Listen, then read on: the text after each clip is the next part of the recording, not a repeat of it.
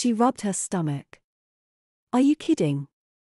I haven't eaten for 3 days.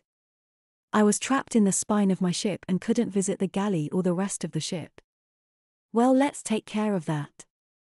I lead her to the galley and started taking packages out of the boxes of supplies that lined one wall and covered the galley tables.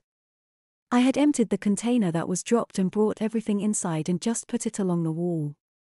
I pulled out some pre-made chicken cordon bleu and made that. In all, I made 4 servings, figuring that we would probably each eat 2. I was hungry too. She took a bite and then began to hungrily shovel in the food. This is so good, she said. She paused to take a drink of Kool-Aid and then shoveled more into her mouth. These are space rations, I said. They are not really considered the best of cuisines.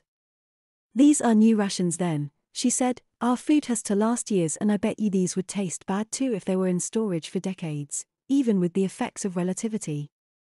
Yes, I guess so, I agreed. I don't think I could stand to be on a ship that long between ports. It's tough, she said.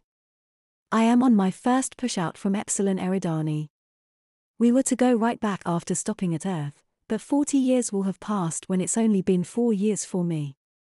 My parents will be in their 90s. The trip after that, I would have been visiting my sister's great-grandchildren. I want to be a spacer though and signed on with the first ship that would take me. Wow, you must have just left before, I started to say. She put down her fork. Before what? She asked. I don't know if I should tell you, but I will. About 20 years ago ships started getting faster. You could have been home already. How fast? She asked. She picked up her fork again and took another bite. She had a look of relief on her face. I thought something horrible had happened. Faster than light, I said. A journey only takes the amount of time needed to go far enough away from the sun and then it is instantaneous. How far away? She asked.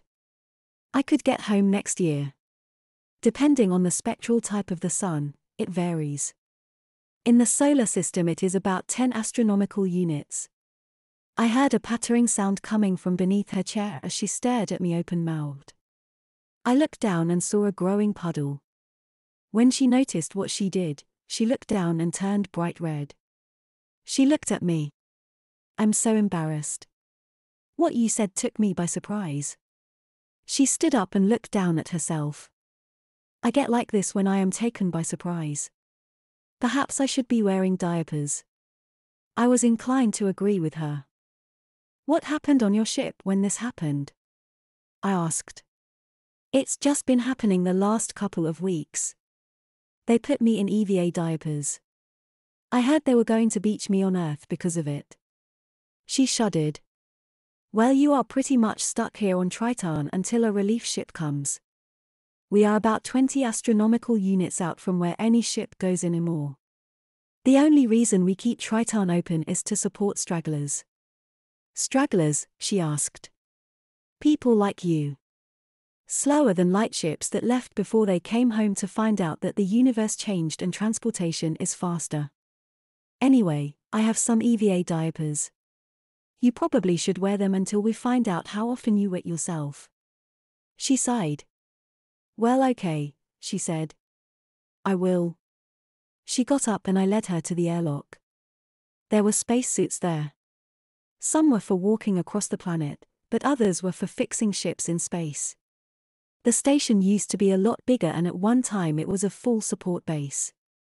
Now it was just an outbuilding with a section converted to quarters. The full supply of spacesuits and accessories were there.